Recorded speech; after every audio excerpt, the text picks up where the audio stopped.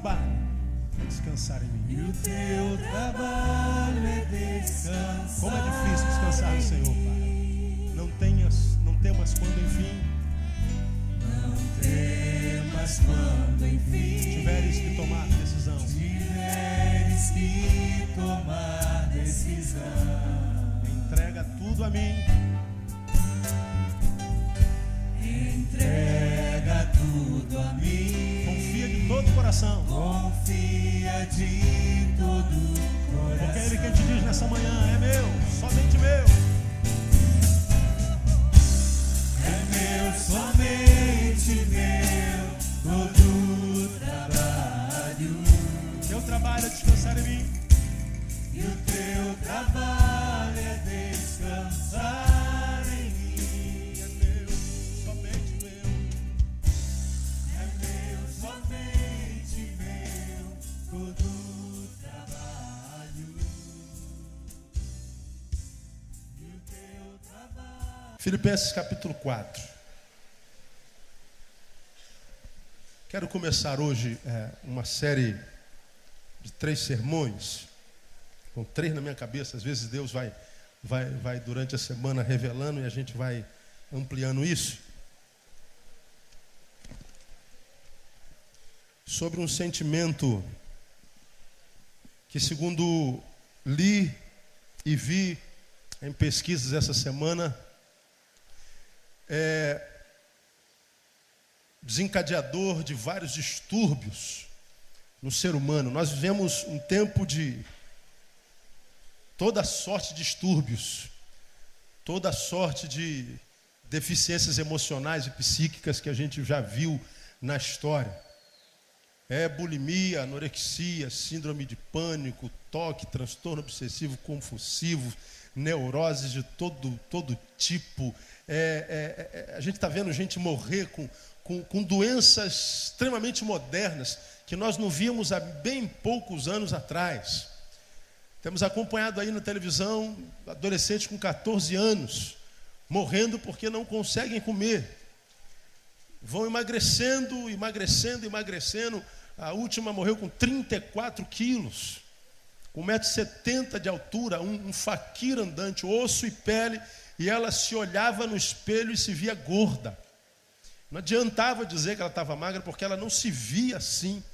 Nós vivemos um tempo na história onde nunca antes na história se consumiu tanto remédio para equilibrar a psique. Nosso país é o maior consumidor de psicotrópico do mundo, o Brasil. E nunca se produziu tanto remédio antidepressivo, remédios que nos ajudem a fazer o que nós não estamos conseguindo manter o equilíbrio. E nós vivemos nessa epidemia de doenças emocionais. E durante muito tempo o povo chamado evangélico estabeleceu o jargão, nós vivemos durante muito tempo de jargão, de que crente não precisa de psicólogo. Como também, algum tempo atrás, dizia que crente não pode ver televisão, né? Televisão é do capeta, crente não pode. Hoje a gente vai podendo. Não é que a coisa está se degradando, é que na verdade sempre pôde, é que nós não tínhamos coragem. Não é? Nós éramos mais escravizados pela tradição, tínhamos medo de pensar, de questionar. Muitos ainda têm. Não é? É um fenômeno na humanidade. Às vezes nós temos pessoas com a capacidade de discernimento e de reflexão tão grande na área científica, na área intelectiva, mas quando é alcançado pela religião, parece que ele sepulta a sua capacidade de pensar e ele se submete a algumas tiranias religiosas que são absurdas. E a religião vem acabando com a qualidade de vida de muita gente. E para você ter uma ideia, 90% das guerras que acontecem no mundo são por causa da religião. Nós já falamos sobre isso aqui. Assistia nesse carnaval um filme cujo o nome é Hotel Ruanda. Alguém já assistiu esse filme? Hotel Ruanda. Relata em parte, numa parte muito ínfima, o que foi a guerra entre os Hutus e os Tutsis em Ruanda. Os Hutus que queriam dizimar os Tutsis de Ruanda. Então houve uma carnificina, 2 milhões de pessoas mortas. de forma hedionda, crianças, mulheres, homens, idosos, pessoas grávidas, bebês. É uma coisa hedionda em nome da religião. Nós vemos os muçulmanos querendo acabar com o Ocidente, homens bombas, homens bestializados que querem matar a todo ser que não é igual a mim. Se não é semelhante a mim, é meu inimigo. Se não adoro o que eu adoro. É o tempo, não mais da exposição das ideias, mas é o tempo da imposição. A religião tem roubado do homem a capacidade de expor, e aí, então, ele quer impor a ideia. É o tempo de ignorância. E a religião transforma homens em homens ignorantes. E essa incapacidade vai gerando neuróticos. E nós vivemos no tempo das neuroses. Cara, tá todo mundo louco. Oba, todo mundo louco. Lembra disso? Oba. Tá uma loucura, irmão.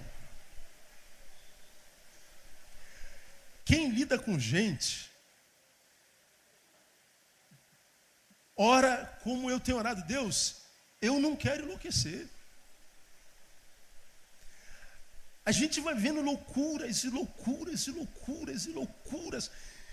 E a gente vai vendo, testemunhando, sendo parte vivente disso. E a gente, meu Deus, tem misericórdia da minha alma, da minha mente, do meu espírito, porque está feia a coisa.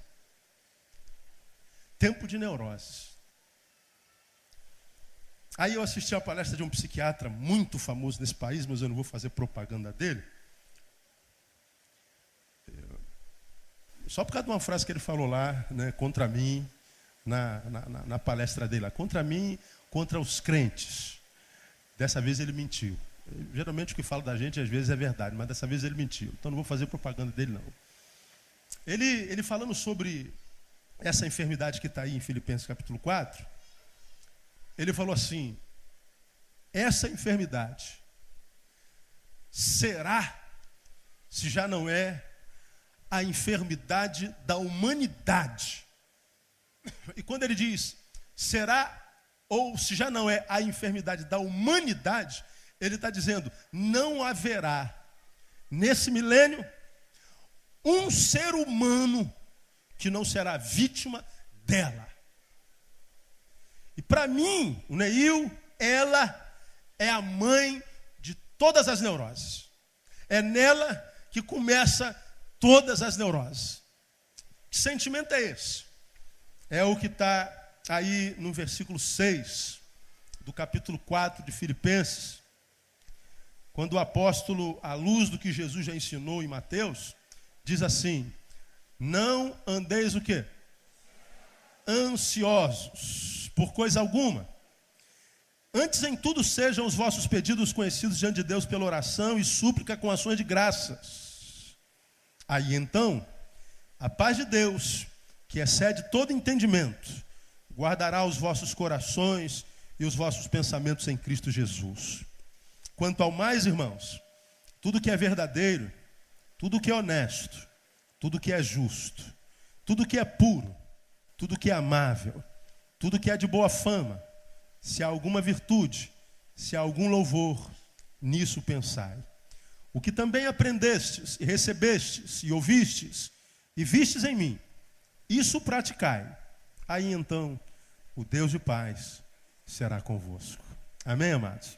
Eu quero chamar a atenção de vocês para duas coisas que estão aí explícitas nesse texto que nós acabamos de ler.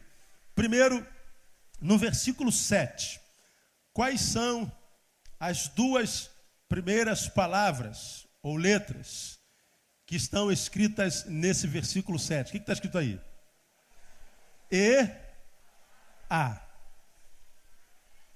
E-A. Esse E-A é sinônimo de aí, então. Esse E-A diz que o que há antes do E é fundamental para que o que está depois do A se torne uma realidade na nossa vida. Esse aí então, esse EA, fazem toda a diferença no texto. Ele diz: não andeis ansiosos por coisa alguma, antes sejam os vossos pedidos conhecidos diante de Deus pela oração e súplica com ações de graças. E a paz de Deus, aí então, a paz de Deus, que excede todo entendimento, fará o quê?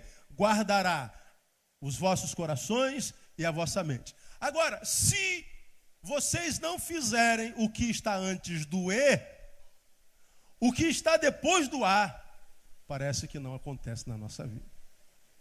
Como quem diz, se vocês andarem ansiosos, se vocês não colocarem diante de Deus que vocês precisam em oração e súplicas, a paz de Deus, que excede todo entendimento, não guardará os vossos corações e as vossas mentes em Cristo Jesus. Esse EA pressupõe uma condição. Aí você, religioso, vem com os seus jargões, dizendo, como diziam os crentes antigamente, crente não precisa de psicólogo.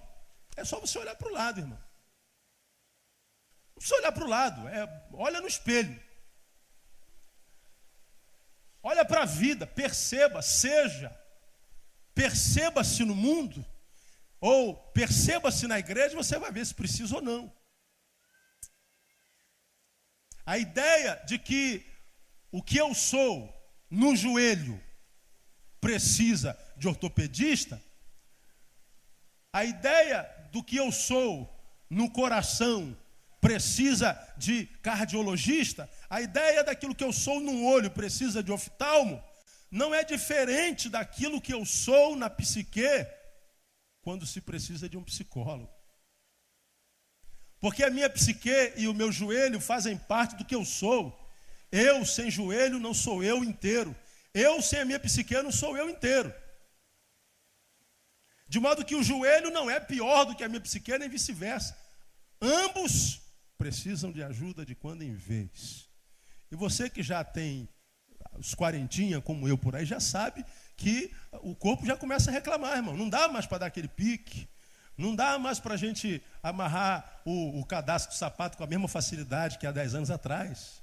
Há uma montanha no caminho que nos atrapalha, né? Há um empecilho, né? Você tem que virar de lado. Não tem jeito. As barreiras começam a aparecer, as coisas vão acontecendo e a gente não pede isso. Nós somos um ser holístico, integral, e a nossa psique faz parte da nossa constituição. E se nós olharmos e percebermos o mundo à nossa volta, se nós não formos um alienado, nós vamos perceber que, porque somos um mundo globalizado, o que acontece lá na China nos afeta aqui. Aí nesse carnaval eu também estava vendo uma reportagem sobre Hiroshima e Nagasaki. Os efeitos daquela bomba, que não está longe de nós hoje. Tem um louco no Irã que, para perturbar Bush, está trabalhando, melhorando, potencializando as armas nucleares que, do lado daquela que acabou com Hiroshima, é um cisco. Um cisco. Eu estava vendo a reportagem de Hiroshima, estava vendo a reportagem de Nagasaki, estava vendo as calamidades humanas na Ruanda, vi a história da Etiópia. Carnaval, eu me contactei com a miséria humana. Nesse carnaval, eu resolvi me encontrar comigo mesmo, relembrar o que eu sou. Porque quando a gente vê o que acontece em Ruanda, quando a gente vê o que é que acontece na Etiópia, quando a gente vê o que é que acontece de Oswaldo Cruz até Cascadura, num percurso de 7 quilômetros, vendo uma criança de 7 anos sendo arrastado, nós estamos estando em contato com aquilo que nós somos. Como eu preguei domingo passado, é a raça humana. De modo que hoje não acontece mais de acontecer uma calamidade lá no Iraque e não nos afetar aqui. É a raça que está sofrendo. E esse sofrimento humano tem gerado uma sucessão de neuroses. E as neuroses, irmãos, começam nesse sentimento que está aí nesse versículo 6, que é uma sensação, mas que a ciência chama também de enfermidade. Ansiedade. Para começar a nossa conversa, você é ansioso? Tem alguém ansioso aí? Pergunta, irmão, que está do seu lado, você é ansioso? Eu não mandei perguntar mais nada. Vocês estão falando há 5 minutos, isso é ansiedade. Vocês estão começando a se encontrar com aquilo que vocês são. Você é detentor da mãe de quase todas as neuroses. Você é alguém que amanhã pode ter síndrome de pânico. Você é alguém que amanhã pode ter bulimia, anorexia, transtornos de toda a ordem. Então, quando você vê um doente psicológico, emocional, não zombe dele. Tenha paciência com ele. Ele pode ser você amanhã. Você entende isso, minha igreja? Amém, amém? Nós vivemos um tempo da neurose. Quando preparava esse estudo, eu dizia ao Senhor, Pai, eu quero te louvar, porque a ansiedade é um sentimento que todo ser humano tem, mas a minha é extremamente controlada. Eu não sou ansioso. Eu nunca tenho pressa. Eu não sofro antecipadamente. Pastor, o senhor está pregando a si mesmo? Não. Tem uma razão pela qual estou dizendo isso aqui. Não sofro com a ideia de trazer o amanhã para o hoje e o passado para cá também. Não temo que os projetos projetados fracassem, não deem certo. Não sofro com a expectativa do que vão dizer ou do que vão pensar. Eu estou dizendo aqui, os irmãos, com a mão sobre a palavra, eu não estou vendendo imagem. Não sou vítima da ansiedade hoje. E eu louvo a Deus por isso. Lido com uma geração ansiosa e com gente ansiosa. Sei o que a ansiedade pode gerar no coração de um ser humano. E sei também que vencê-la não é nada fácil. O que a ciência diz a respeito da ansiedade? É a sensação ou o sentimento decorrente da excessiva excitação do sistema nervoso central, consequente à interpretação de uma situação de perigo. Vou repetir. Sensação ou sentimento decorrente de excessiva excitação, preocupação, excitação do sistema nervoso central, consequente à interpretação de uma situação de perigo. Você está diante de uma situação de perigo, e aí o teu sistema nervoso central vai fazer uma análise disso que emite algum perigo para você. E quando você está ansioso, o teu sistema central vai ver nessa possibilidade de perigo algo muito maior do que ela é. E aí, o ansioso não vai viver em função daquilo que produz a sensação de perigo, mas da interpretação que você fez daquele fato que pode até emitir algum perigo. Só que a leitura que você faz daquele fato é infinitamente maior do que aquela que de fato o fato gera. Por exemplo, tem a ver com medo. É parecido com medo. Algumas de vocês têm medo de barata. Onde estão as baratofóbicas aqui? Tem uma meia dúzia aí. Do meu lado direito aqui para trás tem uma que é doente. Não tem jeito isso aqui. Me lembro uma vez que entrou uma barata aqui na igreja, André estava sentado aqui. A barata voou e André saiu correndo nesse escorrego igual uma maluca. Ah! Calma, é esposa do pastor, mas ela não é doida. Ela é baratofóbica. Pois bem, a fobia, por exemplo, faz você olhar para a barata, aquele bicho de 1,5 metro de altura, 300 quilos, com aquela pata, com aquelas unhas afiadas. E quando aquela barata rosna para você, o que você tem que fazer? Corre. Porque é como o fóbico vê a barata. Ele vê a barata, irmão. A barata pode estar lá no final do tabernáculo. Então a barata voando, ele já sai correndo para lá. A interpretação que ele faz daquele objeto, ou do perigo que aquele ser pode causar nela, é uma interpretação exagerada. A barata, em hipótese alguma, pode gerar aquilo que essa pessoa imagina poder gerar, que a faz, por causa dessa imaginação, correr com tanta vergonha. Ela não está diante de um leão, de uma onça, de um tigre. Ela está diante de uma barata. Só que a ansiedade, isso tem a ver com medo e fobia, mas tudo é para eu chegar lá e tentar te interpretar. A ansiedade, ela gera isso. Você vê aquilo que ocasiona o medo, e o seu sistema nervoso central se excita, e você então vai ver aquilo como maior do que aquilo que de fato você é, mas sendo que, ao mesmo tempo, há algo dentro de você que diz assim, você precisa encarar isso. Alguém que diz assim, não tem cabimento você fugir disso. Olha o mico que você está fazendo, fugindo disso. Não é possível. Então você entra naquela, eu preciso encarar, mas eu não consigo encarar, é o que eu quero, mas não é o que eu posso, talvez eu possa, mas eu não acredito que eu posso. Claro que eu posso, põe uma barata, é só pisar nela, só que eu não consigo transformar isso em verdade no meu ser. E eu fico vivendo nessa crise de ansiedade, de ter que ir, não indo, fugindo, mas não tendo que fugir. Na verdade, tinha que encarar, mas eu não encaro, estou fugindo. E aí, aquele ciclo, é como se o seu sistema adoecesse, entrasse em crise, em curto.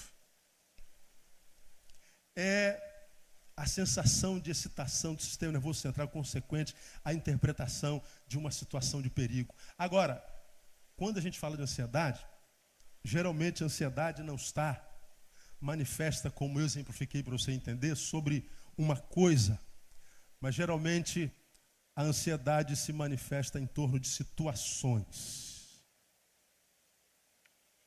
A ansiedade mormente se manifesta em torno de problemas abstratos, diante de questões da vida, diante de problemas da vida, diante de necessidades da vida.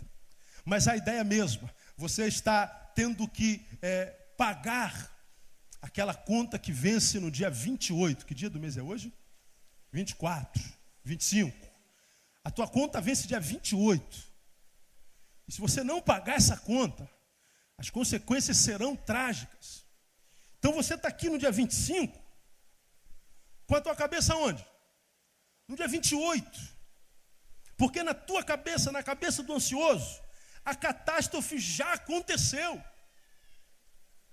Você já está despejado. Você já perdeu o prazo para aquela cirurgia. A catástrofe já está certa, já está toda escrita, toda memorizada em mente. Então você, no dia 25, já está vivendo as dores do dia 28.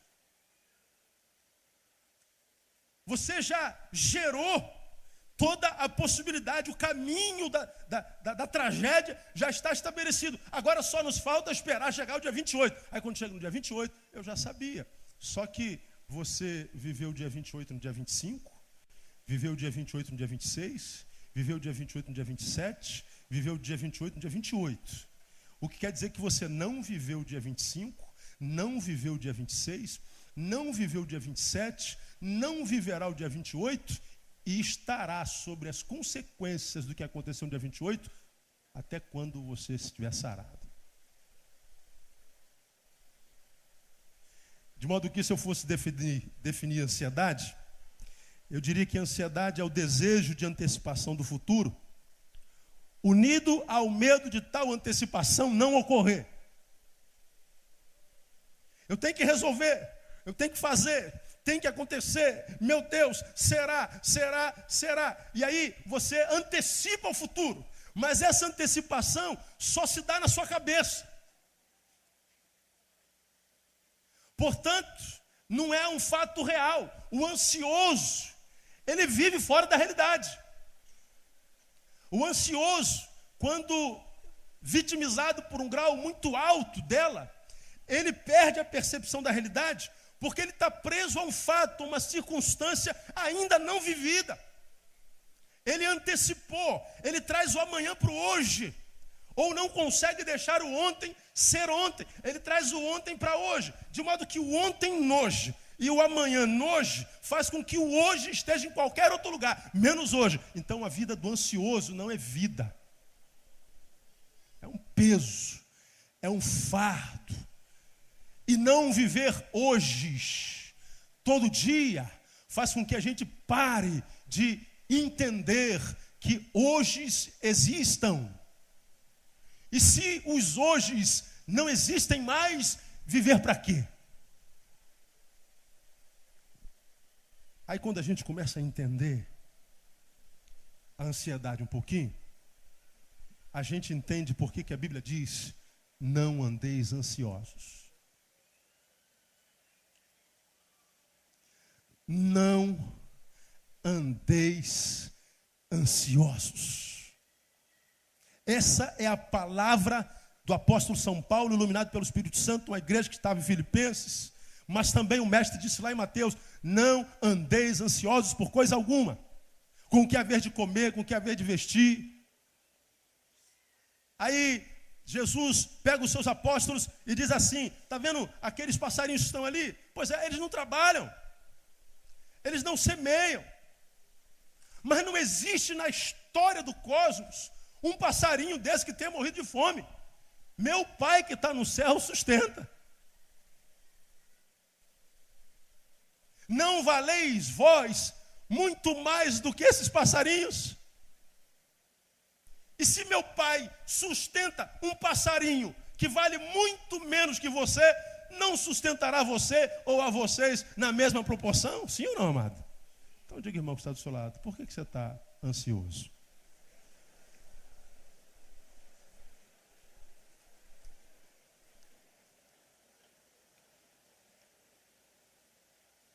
Por que você está ansioso? Sabe por quê? Porque a ansiedade não tem a ver com a vontade. Eu não queria estar pensando isso, pastor, eu não queria sentir isso. Eu não queria ser assim. Eu não queria, mas eu sou. E eu não sei de onde veio essa ansiedade. Eu não sei por que eu estou ansioso. Eu não sei por que esse sentimento me domina, eu perco o controle. E nós vivemos no tempo das neuroses. E o que é pior, os neuróticos, tentando vencer as neuroses, estão se subjugando à religião, achando que a religião vai curar todas as neuroses. E aí nós vemos os mesmos neuróticos, agora neuróticos religiosos. Porque não é a religião que cura neuroses. Aliás, religião não cura nada. Se há alguém que cura, é Deus, em Cristo Jesus nosso Senhor. Porque o nome dele ainda é Jeová Rafá. Agora o que acontece é que os que dizem deter o poder de Deus estão criando algumas metodologias que dizem ser a ação de Deus, que até Deus se espanta. Aí você vê as campanhas, você vê os jejuns, você vê os montes, você vê as coisas mais neuróticas do mundo. E a gente vê os neuróticos atrás das campanhas se apegando àquilo, como que em fazendo isso aqui, aí sim, eu vou ser liberto. Vamos fazer a campanha dos 378, vamos fazer a campanha das 7 semanas, vamos fazer a campanha não sei das quantas, e todo mundo na campanha. Aí quando acaba a campanha, você diz: estou curado. E aí quando você volta para a realidade da vida, no dia a dia, você percebe que os mesmos sentimentos vão retornando, como quem diz: acabou sua campanha lá, filha, então voltemos para a vida normal. Eu sou só neurose, estava ali aguardando, estou com saudade.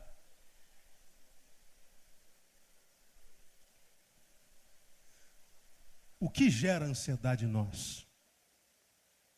Porque se a Bíblia diz não andeis ansiosos, hoje a gente já sabe por que a gente não pode andar ansioso. Pelo menos à luz da Bíblia, à luz que eu estou te mostrando aqui. Mas existem algumas razões pelas quais eu creio Jesus disse para a gente não andar ansioso. Porque a ansiedade gera taquicardia, sudorese, tremores, tensões musculares. A ansiedade gera aumento das secreções urinárias e fecais. Esse psiquiatra dizia lá que há muita gente que tem infecções constantes, infecções intestinais. E as últimas pesquisas fresquinhas, 2007, estão comprovando que muitas infecções que não são descobertas em hipótese alguma têm a ver com a psique, com ansiedade. Que coisa esquisita. Cefaleia, dor de cabeça constante. A famigerada da Neosaldina tem que estar lá. A Novalgina tem que estar lá. Não sei viver sem minha Novalgina. Minha Neosaldina. O que mais tem? Vai dizendo aí. Doril. Você sabe o nome de todas elas, irmão. Somos farmacêuticos profissionais. Está lá. Todos nós temos uma caixinha de remédio em casa. Para cólica. Ansiedade piora a cólica. Cuidado. Também. Descontrole intestinal, excitação ou hiperatividade, insônia, sonolência, descontrole do pensamento.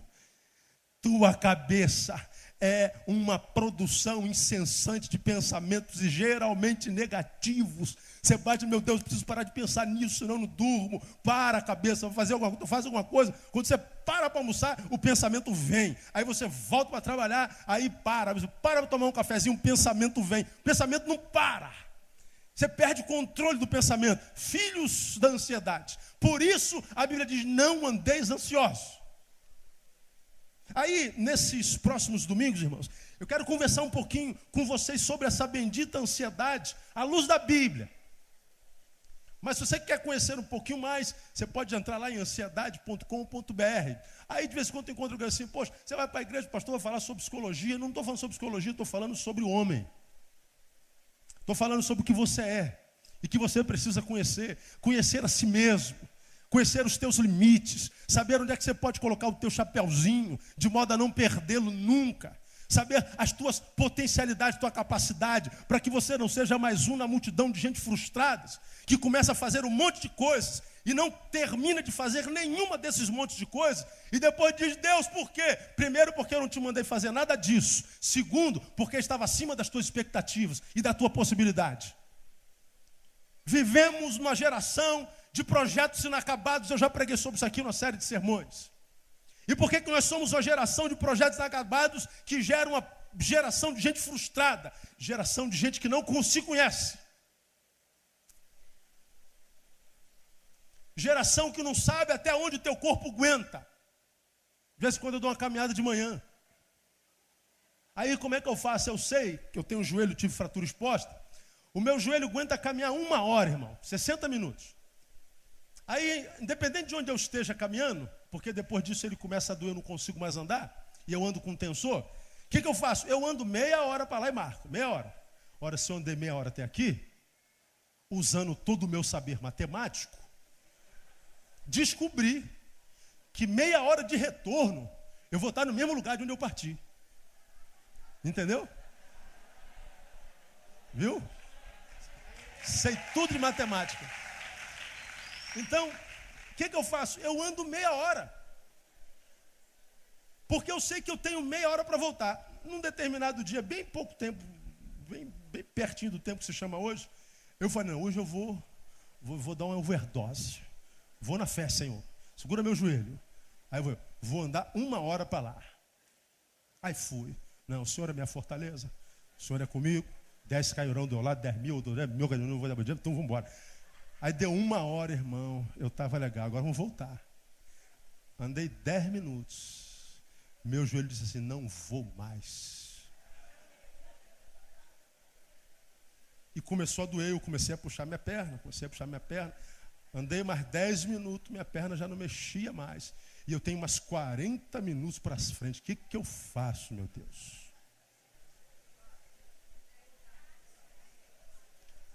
Passa um irmãozinho de carro e fala assim: aí, pastor. Aí eu falei: ô, meu irmão, peraí, meu querido. Estava orando por ti aqui agora. Deixa eu mandar. Peguei uma carona, ele me deixou pertinho de casa. A mesma coisa acontece na vida. Você vai estabelecendo alvos que você chama de fé, mas que são destituídos de bom senso. E aí se frustra e diz: Deus, por que tu não me abençoaste? Deus, onde é que tu estavas? E à medida que você pergunta a Deus onde é que ele estava, o diabo diz: onde está o teu Deus? Você não é servo de Deus? Por que você está assim? Por que tua família está assim? Por que tua empresa está assim? Por que teus negócios estão assim? Onde é que está o teu Deus? Você tem que abaixar a cabeça e dizer: meu Deus não é tão fiel como eu pensei que fosse. Estou magoado com Deus. Aí vai embora da presença de Deus. E o que Deus tem a ver com isso? Nada. Foram alvos estabelecidos em função de um ser que não se conhece. Em função de um ser que não sabe os seus limites. Então, quando a gente fala do que nós sentimos e temos dentro de nós, é falar de nós mesmos e na intenção de fazer com que nós conheçamos o nosso limite. E essa ansiedade, à luz do que eu ouvi por um cientista renomadíssimo, será a enfermidade da humanidade. Como nós já aprendemos aqui que em Cristo nós somos capacitados para remar contra a maré, eu disse assim: Senhor, eu faço parte da humanidade, mas a tua palavra diz que no meio dessa humanidade, tu escolhestes um povinho para ser chamado de seu. E eu faço desse povo, no meio desse povo todo que é chamado de teu. E eu sei que no Senhor eu tenho capacidade para remar contra essa maré de ansiosos, de neuróticos, de doentes emocionais. Portanto, eu não tomo posse da palavra desse psiquiatra. E vou viver com saúde até o último dia da minha vida, em nome de Jesus. E você vai viver comigo. Toma posse dessa palavra, irmão. Agora isso depende de mim e de você. Porque esse é o tempo de que quem prevalecerá não será o mais forte, será o mais sábio. Esse é o tempo em que prevalecerá não é o que faz mais, é o que sabe o que tem de fazer, é o que sabe para que veio, é o que sabe onde está e onde quer chegar, e sabe como fazer isso. Isso é sabedoria de Deus. E quando a gente busca a sabedoria de Deus, e a Bíblia fala de sabedoria de capa a capa, ele está dizendo que não é dos fortes a vitória, nem dos que correm melhor, mas dos fiéis e sinceros, como nos diz o Senhor. E os fiéis são os que buscam sabedoria. O que gera a ansiedade? Eu vou deixar uma razão que gera ansiedade na nossa vida, e está nesse versículo que nós acabamos de ler. O versículo 6, preste atenção aqui comigo. Por que eu estou ansioso, pastor? Por que eu estou ansiosa? Não andeis ansiosos por coisa alguma. Antes, ou seja, ao invés de estar ansioso, o que a Bíblia diz para você fazer? Em tudo, sejam os vossos, o quê? Tem Bíblia aberta aí em Filipenses 4:6? Antes em tudo sejam o quê? Os vossos pedidos, conhecidos diante de quem? E conhecidos como? Pela oração e súplicas e oração de que jeito?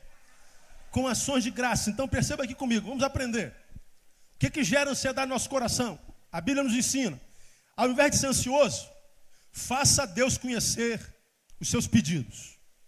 Ora, o texto diz pedir. Lembra que eu falei sobre oração nas últimas 2 quarta-feiras? Que oração não é sinônimo de petição. Numa oração pode ter petição. Mas a oração não é sinônimo de petição. Oração é resposta ao que Deus falou conosco, é relacionamento. Mas quando o texto fala de ansiedade, ele está dizendo: seja conhecido os vossos pedidos. Só pede quem necessita de alguma coisa.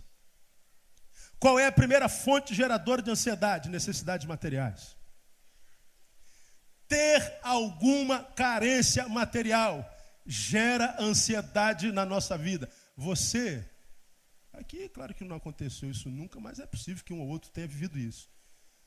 Chegou o dia de você pagar aquela conta e você não tem dinheiro para pagar.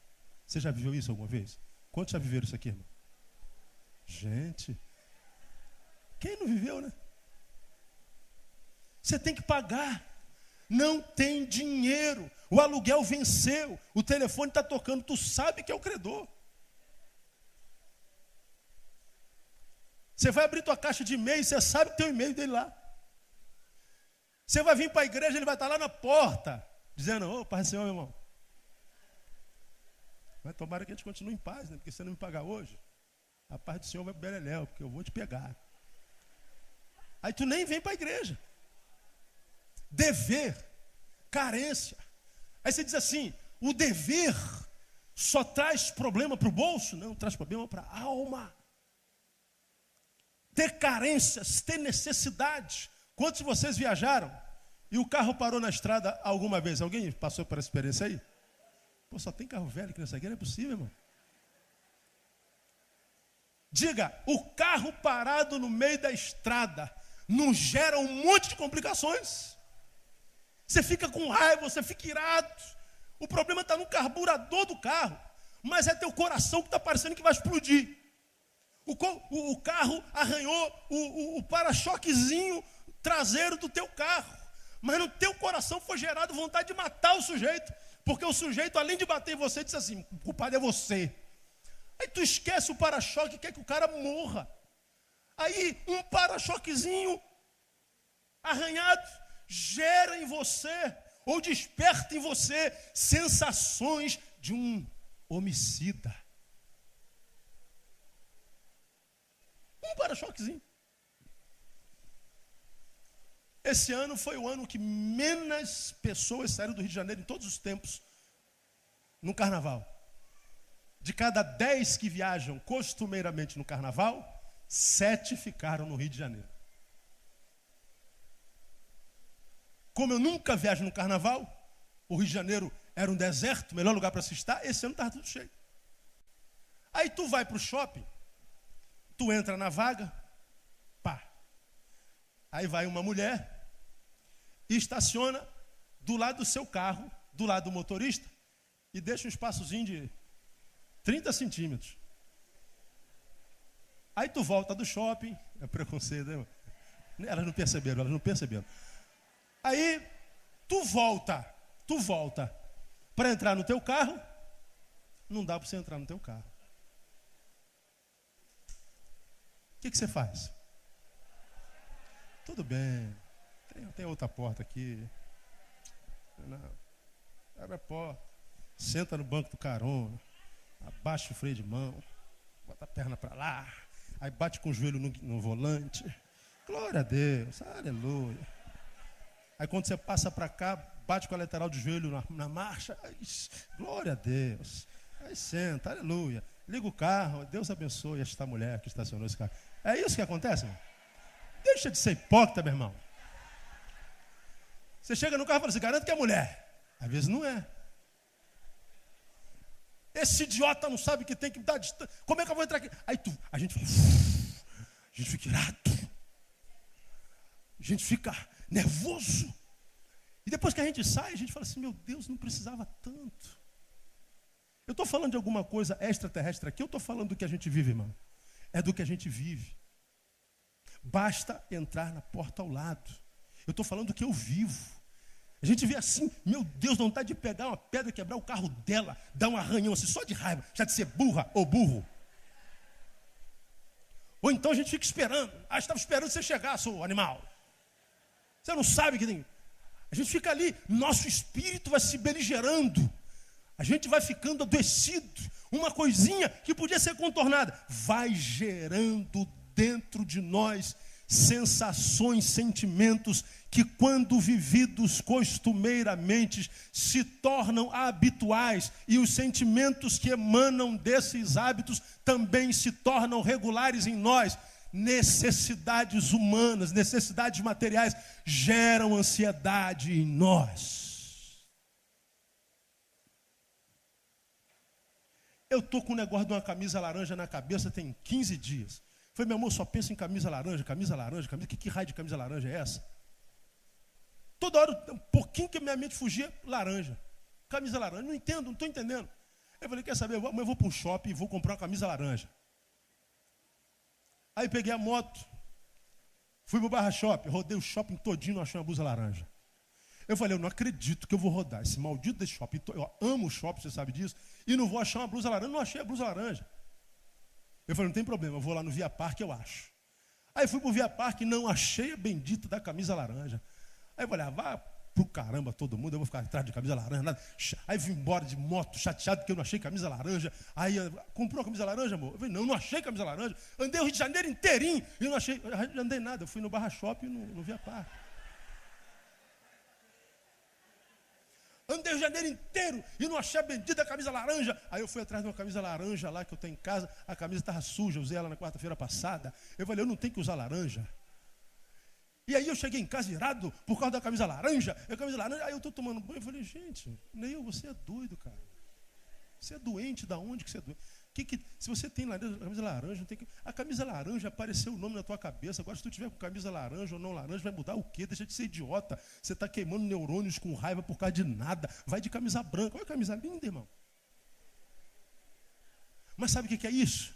São sentimentos que vão se alojando dentro de nós e a gente não percebe, a gente vai vendo a nossa reação mudando diante das adversidades da vida, isso vai crescendo, a gente não percebe, por que tanta ira? Porque a gente ganhou uma pernada no futebol.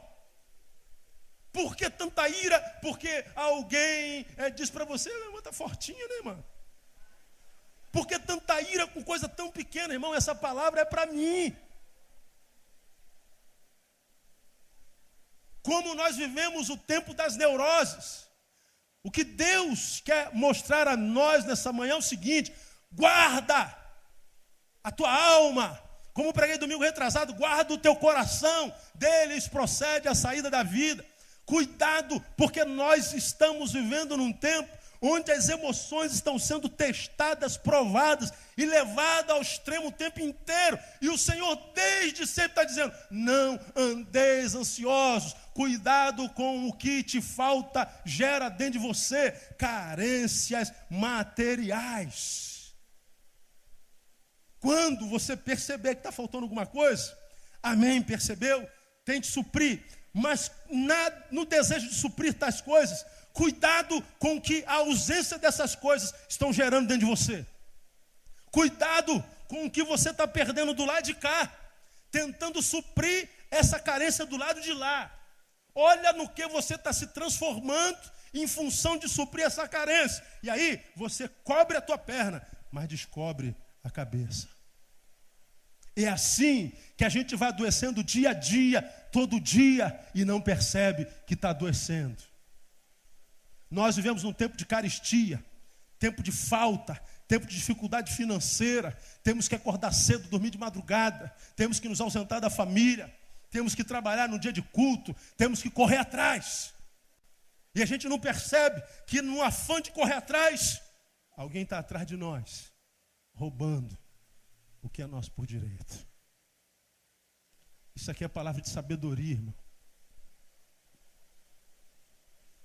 Essa ausência de paz no seu casamento não traz o prejuízo só a ausência da paz, mas o que a ausência da paz gera na tua alma.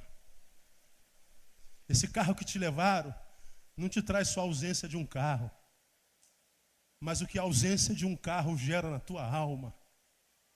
Aquele teu amigo que te traiu, aquele teu amor que te traiu. Consequência disso não é só a traição, mas o que a traição tem o poder de gerar dentro do teu coração. Com relação à traição, com relação ao roubo do carro, com relação a essa circunstância, talvez você não possa fazer nada, mas você pode fazer com relação àquilo que essa circunstância pode gerar dentro de você. Vem a palavra de Deus e diz assim, não andeis ansiosos. E ela nos ensina o que essa bendita ou maldita dessa ansiedade pode gerar dentro de mim e dentro de você. Eu termino minha palavra dizendo para você por que eu estou pregando isso hoje. Eu voltei de férias agora. Para quem vive em correria, ficar parado muito tempo é um problema. Tem alguns que chegam às raias do desespero. Eu não consigo ficar parado muito tempo. Esse ano eu não viajei, então tive mais tranquilidade. Mas na última semana, algo que eu precisava resolver na minha vida, e eu não via possibilidade de resolver, começou a tomar um tempo maior dos meus pensamentos do que geralmente acontece. Eu durmo bem, não durmo muito, mas durmo bem. E quando eu deito na cama, eu tento condicionar minha mente. Você não vai pensar em nada.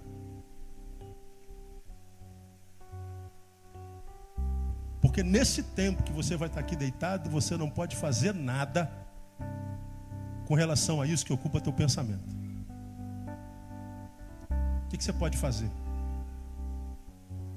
Nada. É madrugada.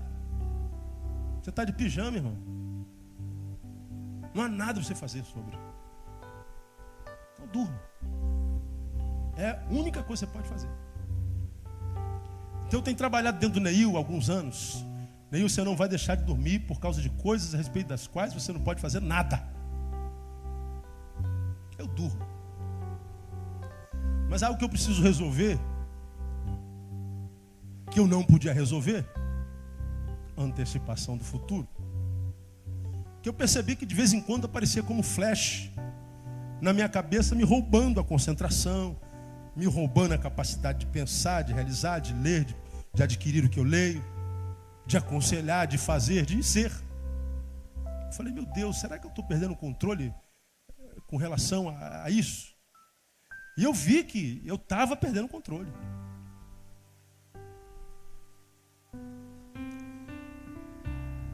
Mas como eu disse, irmãos, não é o que a perda do controle gera.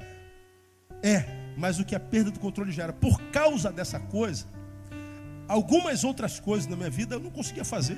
Se eu viesse para o gabinete, preparar sermão, preparar uma conferência, aconselhar alguém, quando eu baixava a cabeça para ver lá, para fazer as pesquisas, aquele pensamento vinha à mente. E eu não podia fazer nada com relação àquilo que vinha à mente. E não fazia, mas também não fazia o que tinha que ser feito. Eu falei, eu não posso viver dessa forma. Foi quando me veio a ideia de ansiedade na cabeça. Você está ansioso. E eu falei, pelo amor de Deus, pai, eu não quero viver refém desse sentimento que é a mãe de todas as neuroses quase. Acabou que naquela semana Deus possibilitou o resolver parte do problema. Eu não fiz nada. Aconteceu. O que eu podia fazer foi buscar e possibilitar, em função daquilo que eu plantei, algo gerou um fruto, eu peguei o fruto e sanei parte do problema. E sanar aquela parte do problema me devolveu o controle da minha mente de novo. Mas o controle da mente veio, não porque a mente veio, mas foi pela consciência de que é Deus quem estava dizendo, aí você não tem por que se desesperar. Você não tem por que dar tanto cartaz a esse problema a respeito do qual você não pode fazer nada.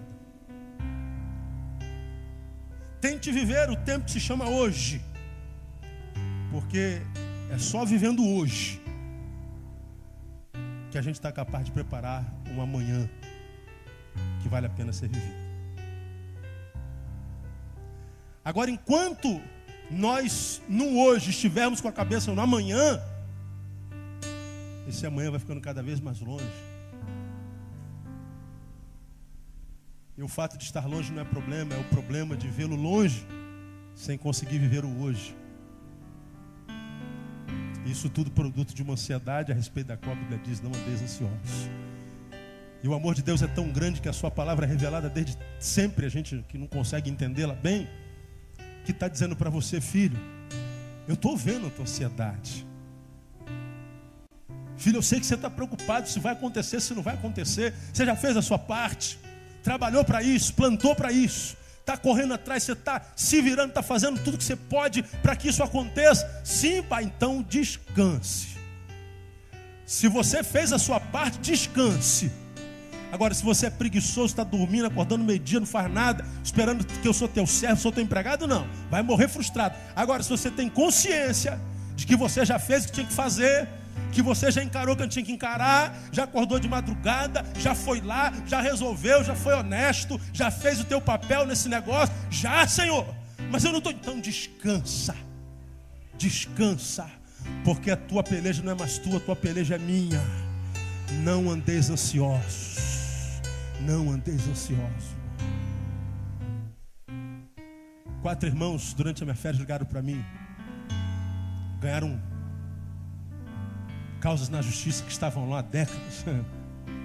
Temos 4 pseudo-ricos na nossa igreja hoje, graças a Deus. Ganharam uma bolada. E falaram, pastor, a bênção chegou.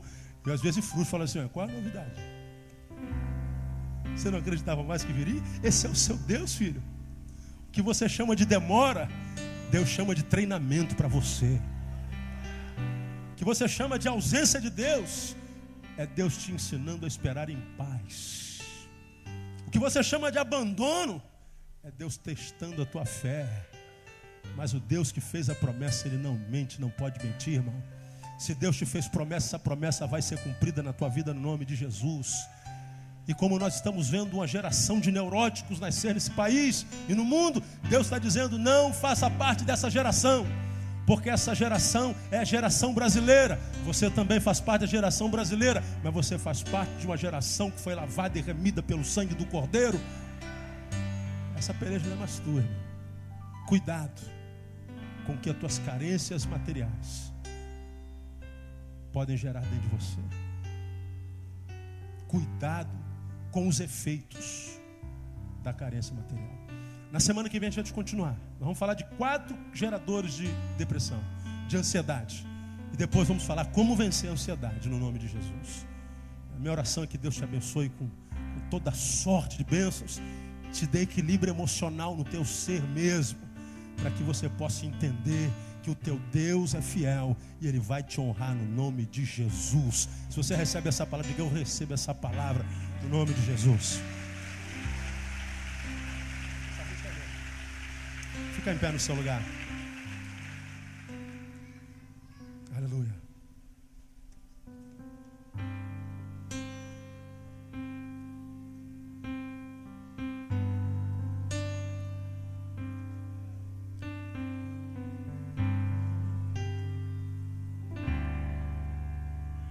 Não tenhas sobre ti um só cuidado, qualquer que seja. Essa música é tremenda, hein? Pois somente um. Pois somente um. Seria muito para ti. Seria muito para ti. É meu, somente meu. É meu, somente todo trabalho. Meu, todo trabalho. Teu trabalho é descansar em mim. E o teu trabalho é descansar em mim. É meu. É meu, somente meu, todo trabalho. O teu trabalho é descansar em mim. E o teu trabalho é descansar. Como é difícil descansar no Senhor, Pai. Não temas quando enfim. Não temas quando enfim tiveres que tomar decisão. Tiveres que tomar decisão. Entrega tudo a mim. Entrega tudo a mim. Confia de todo o coração. Confia de todo o coração. Porque é Ele quem te diz nessa manhã, é meu, somente meu.